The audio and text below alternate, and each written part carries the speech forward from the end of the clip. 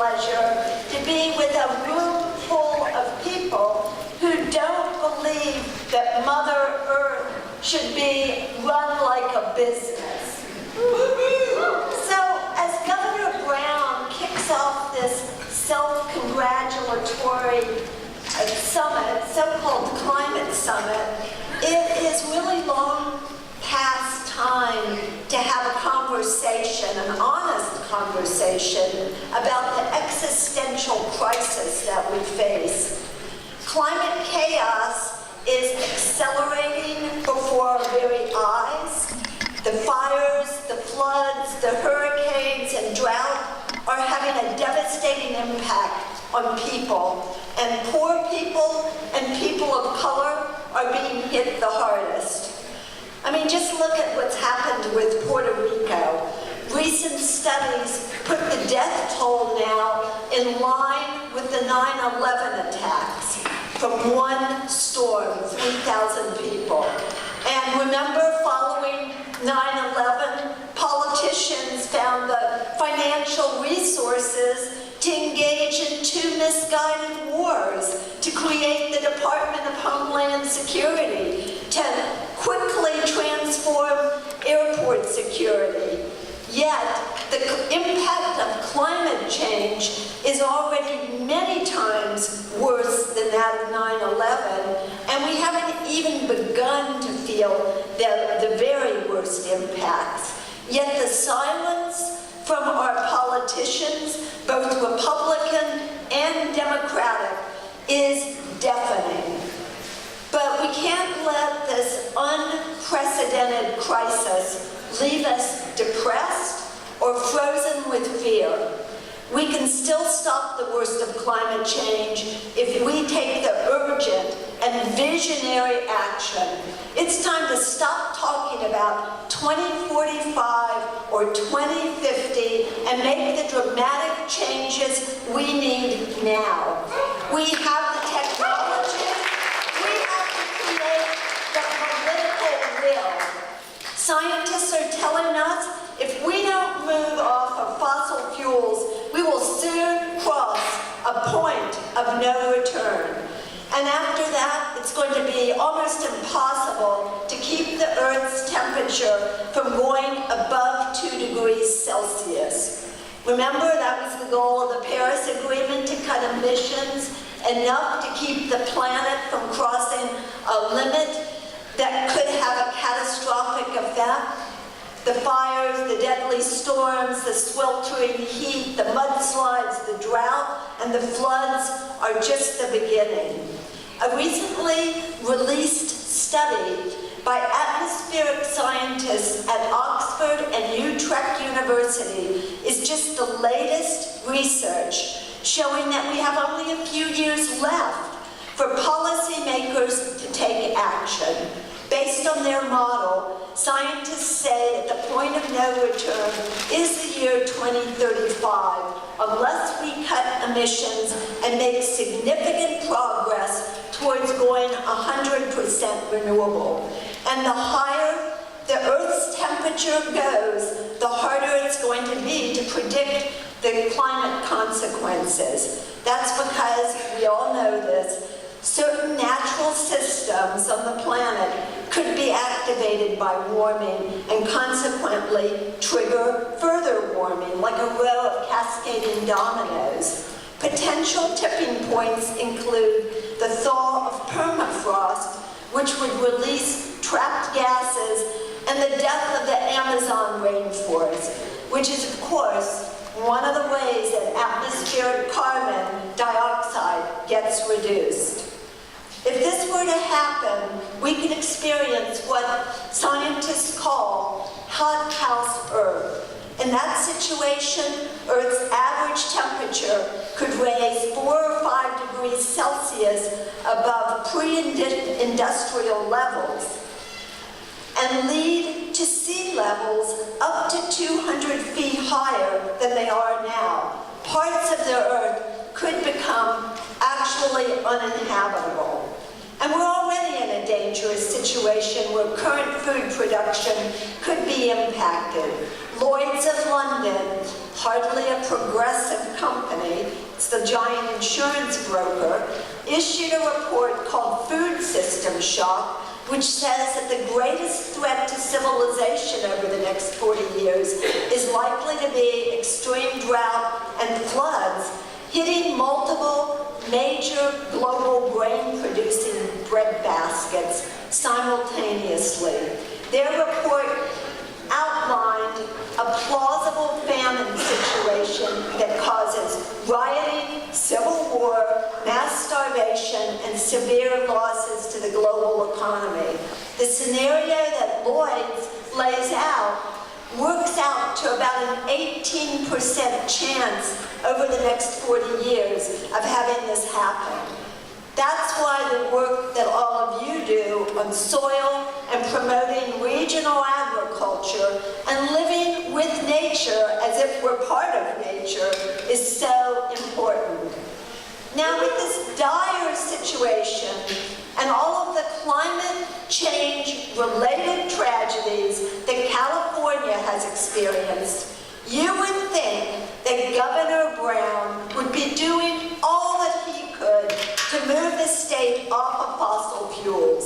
You would think that the global climate summit he's hosting this week would be all about developing a plan to immediately transition the state and the country to 100% renewable, clean energy. But unfortunately, Brown is part of the problem, not the solution. While California is viewed nationally and globally as an environmental leader, this image is undeserved. California is still the third largest oil-producing state in the country. California is the biggest dairy state in the Union, with more than 1.8 million cows that are contributing significantly to climate change. Toxic oil wastewater is being used to irrigate crops. Big oil and big ag play an outsized role in the state's politics, and they've blocked the state-level action that would address these problems. Governor Brown hasn't stood up to the vested interests. He talks a good game, warning about climate change, but he refuses to embrace the policies required to really address this crisis. He cuts deals with industry behind closed doors. He endorses weak regulations that allow oil and gas companies to drill and frack unabated and pump dangerous levels of pollution into California's air and water. Under Governor Brown's watch, fracking and extreme oil and gas extraction have expanded across the state. He's been vocal in opposing Trump's offshore drilling plans, but behind the scenes, Brown is quietly rolling out the red carpet to oil and gas interests in California, authorizing hundreds of offshore wells that threaten California's iconic shoreline. In fact, he fired 2 top regulators after oil and gas interests complained that they weren't getting their drilling permits approved quickly enough. Governor Brown's approach to greenhouse gas pollution in California is pro-industry, not pro-climate or pro-people. Studies show that the state's carbon cap and trade program, which lets industry pay to pollute, hasn't reduced emissions, and it's actually worsened pollution problems in many communities. Not only that, the updated cap and trade plan prevents local regulators from enacting the policies that would actually reduce emissions.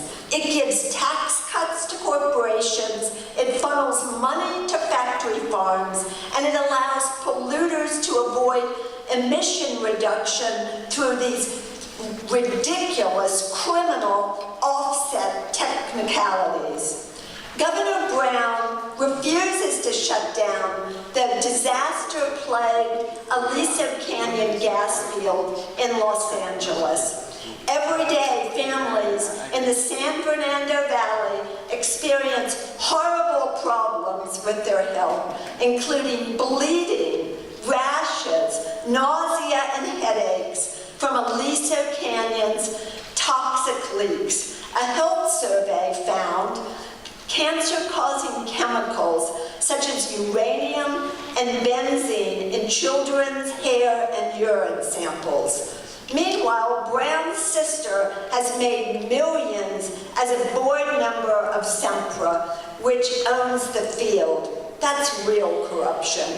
Besides being a threat to the climate, drilling across the Central Valley is contaminating drinking water supplies. Under the Brown administration, California authorized the injection of toxic drilling wastewater directly into water aquifers. While this is devastating to the people whose drinking water is poisoned, there are also many implications for food production in the Central Valley. That food is sent around the country, around the world. And crops are being sprayed with this toxic wastewater too, and also being shipped all around the country. And some of them are considered organic. And unbelievably, Governor Brown strongly advocated giving the Trump administration, yes, giving the Trump administration new power over California's energy future. Brown aggressively pushed legislation, AB 813 for you from California, this legislation would have eliminated California's hard-won authority over its own power grid, and it would have been replaced with a multi-state Western regional operator. This is not abstract, but it's really important because it would have been a big step towards Enron 2.0, that crisis a decade and a couple of decades ago. It would have legally empowered Trump's Federal Energy Regulatory Commission to be in charge of whether California's utilities use fossil fuels or clean, renewable energy. Blinded by his faith in markets, Brown teamed up with billionaires and the economic interests who orchestrated the Enron energy crisis to push this foolish bill in the legislature. But in a major victory that proves that we can build political power, our movement stopped this terrible scheme from moving forward just a little over a week ago. A major victory.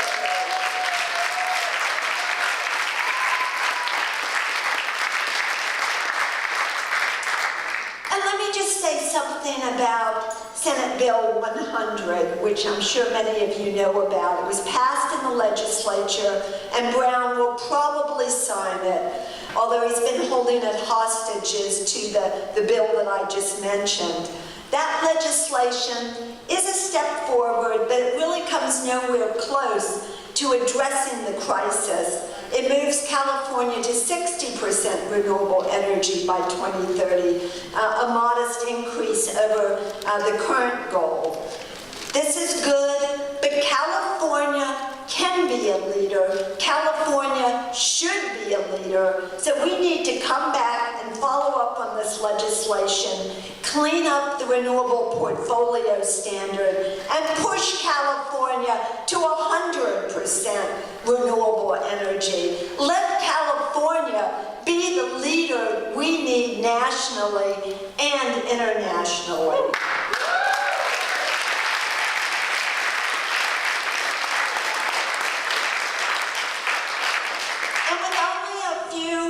Months left in office, this really is Governor Brown's last chance to change course and redeem himself.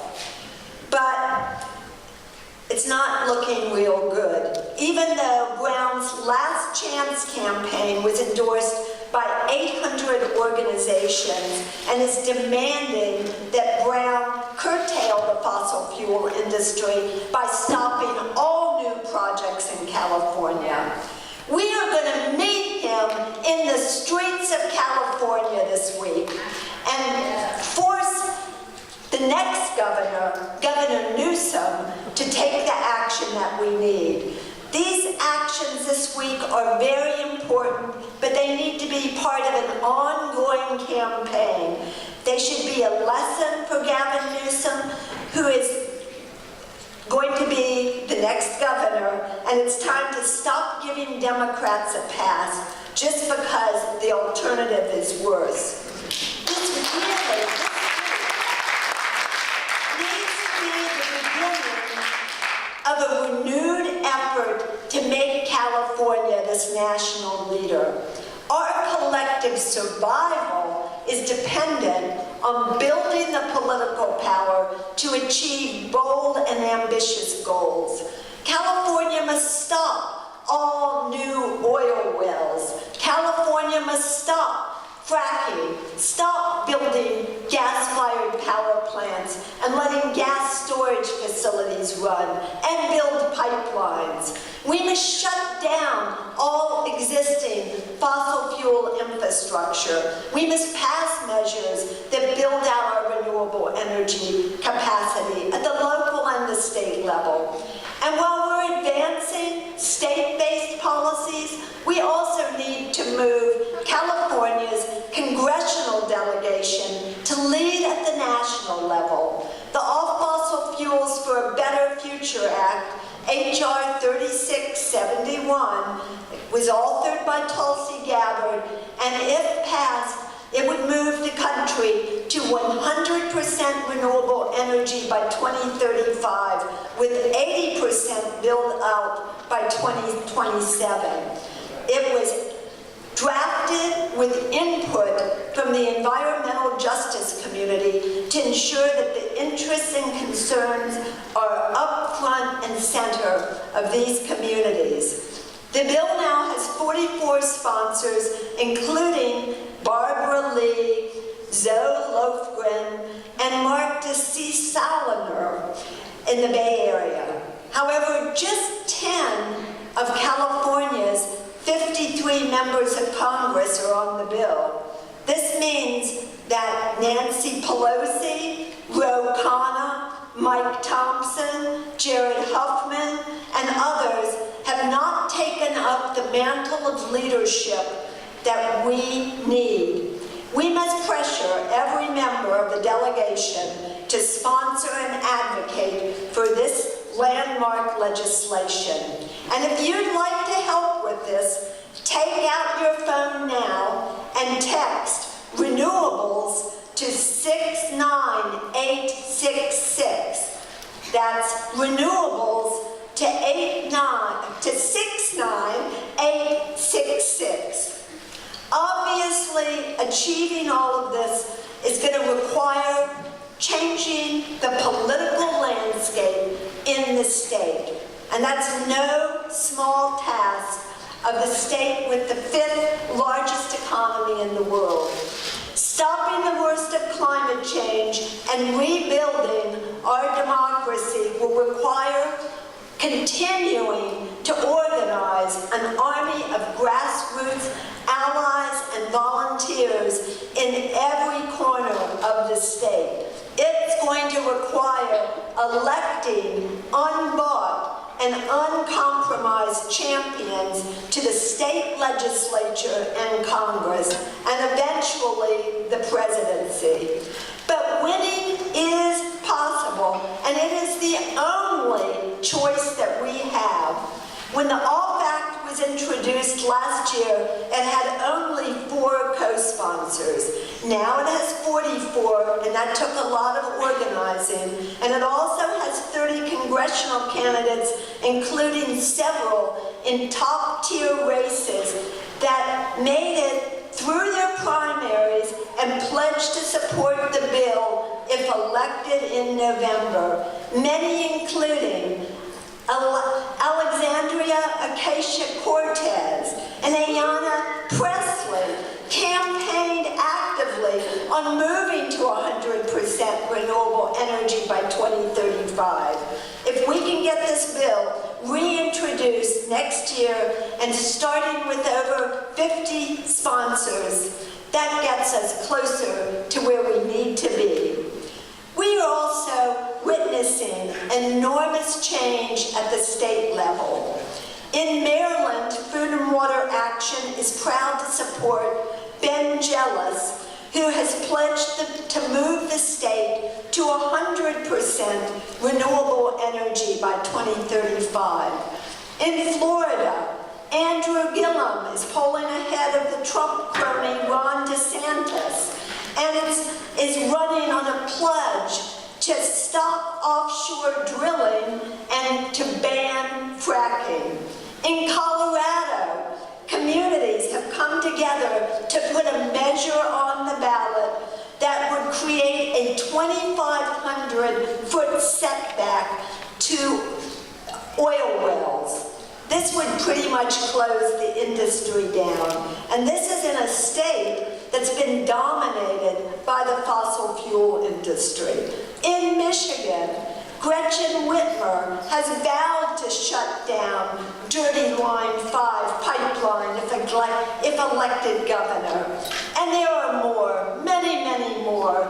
At Food and Water Action, we're thrilled to support candidates here in California, like Robert Rivas from Monterey County and Giovanna Beckles from the East Bay. Both are running for state assembly and have records fighting the oil industry in their communities. Sacramento will look a lot different in January with these two warriors in the State House. We can do this if we do not let fear of failure prevent us from fighting for what we need. We can do this if we do not settle for half measures and stay true to our demands. We can do this. If we are bold and relentless, we can force our elected leaders to follow us, not the other way around. We can do this. Together, we can revitalize our democracy and we can stop the worst of climate change. We've seen what is possible in our collective struggles for justice around the country, from New York to Boston, Florida to Nebraska, and here in California. We've seen communities organize, go door to door, make phone calls, hold rallies, and force elected officials to champion bold solutions or to lose to someone who will. Friends, our climate, our democracy is at a tipping point. This is not a time to stay on the sidelines or to play politics. We have no other choice. Let's join together to save our communities and the planet we live on. We can't take half measures. We need to fight hard. We need to fight with urgency. We need to fight like we live here, because this is the only planet we've got. We can do this. We must do this. We have no other choice. Onward together.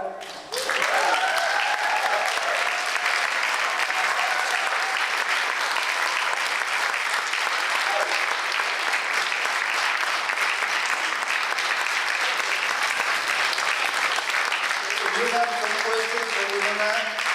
You know, for a while I was wondering why they didn't have speakers at the march. It's the first march I have seen in my life without speakers, without a rally. And I was thinking, I was part of the organization in the beginning, and you know, they were asking us for suggestions about the march, and we sent several suggestions, and they told us, you know, we have to talk with the steering committee, and it's great, we need your suggestions because you are local and you know everything that's going on here in San Francisco. And at the very end, they send the response and they say, thank you for your suggestions, but we have decided something totally different. One of the things that I have recommended is to have speakers at the rally that were going to question Jerry Brown.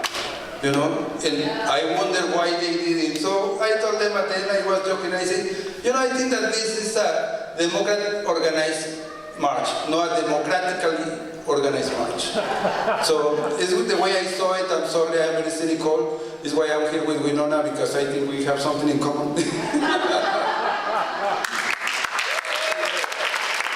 is nice thing to share it because it is her speech at the rally yesterday. It's great that thousands of people came out yesterday, and I would like them to see this kind of speeches. We have to question everything, is what my grandfather told me since I was a little kid. He was an anarchist, is why I'm an activist. And we're gonna have maybe 5 questions for Wenonah. Please questions, no long presentations. If you have some concrete questions, please go to the microphone. And 5 people in, because she has to take a flight soon. Thank you. Hello. Hi, my name is Jeff. Thank you very much for that rousing speech. I really appreciate it. I have something incendiary to ask you about half measures and the way to move forward as far as the species is concerned. I'm sure many of you are familiar with the history of this nation, what it took to get people over here to start this nation in the first place. They were oppressed. There's something serious that's going on here, and I wonder why starting another nation is not a viable solution at this point. After all this time and after all this history of broken treaties and broken promises and profits over people, why is not a collective mindset and a new nation a viable solution and a way to move forward?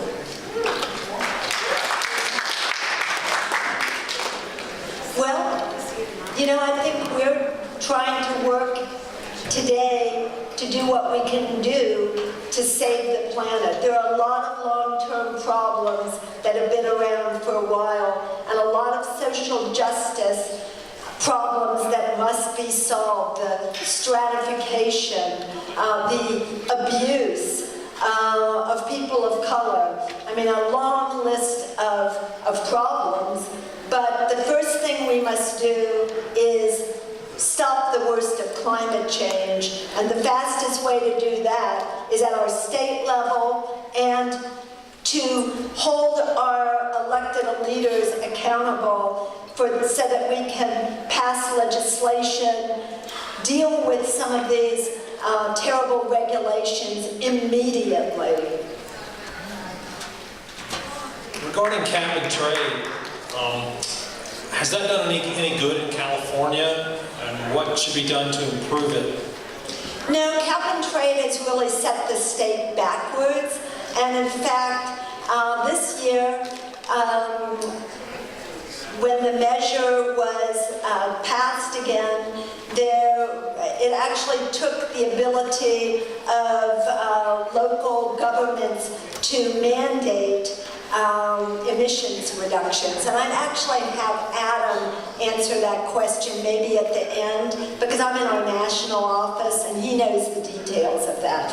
We are not fans of these market mechanisms that really are all about continuing to let Wall Street make money from our precious resources. We need to turn away from that and actually pass the mandates we need to get off of fossil fuels and have a clean, renewable energy portfolio standard.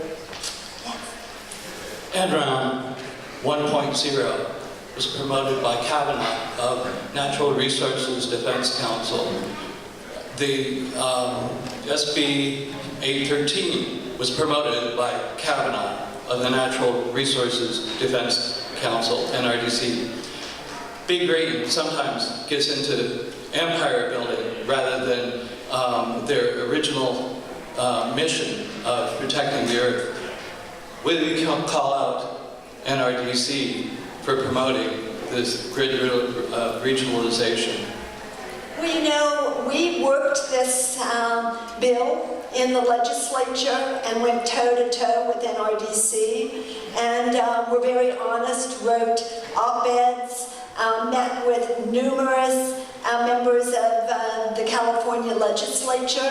So, I think we've been pretty upfront in working against this legislation and helping, along with Consumer Watchdog, put together a state coalition to stop this terrible measure. And we're going to need to be vigilant in the next California legislature to make sure this doesn't come back. And after I take a couple more questions, I'm going to ask Adam to come up because he can talk with a lot more detail about how this happened.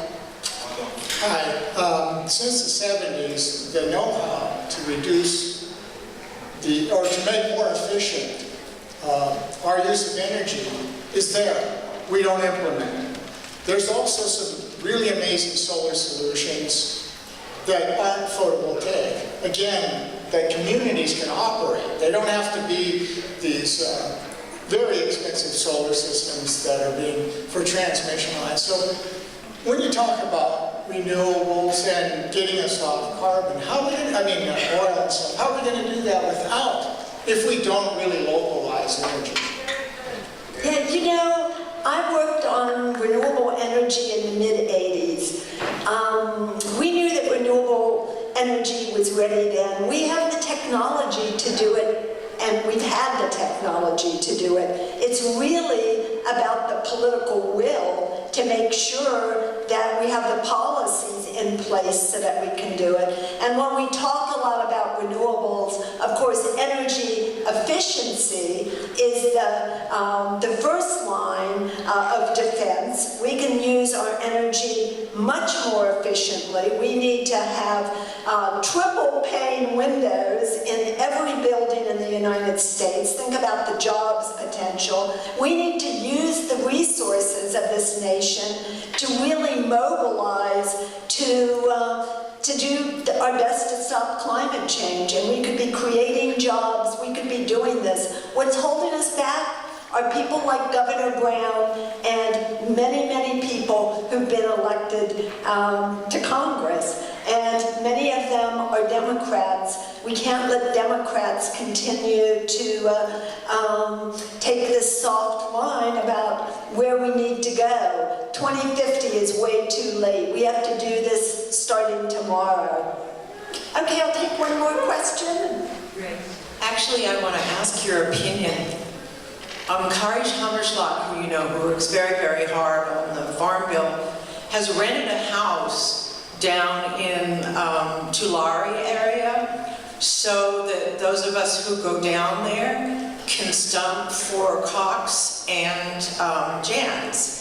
So my thought is that if anyone in this room, has a particular prospective congressperson, assembly person, senator, that they really think should be in Washington to carry our voices forward, rent a house in the area, walk the districts, help.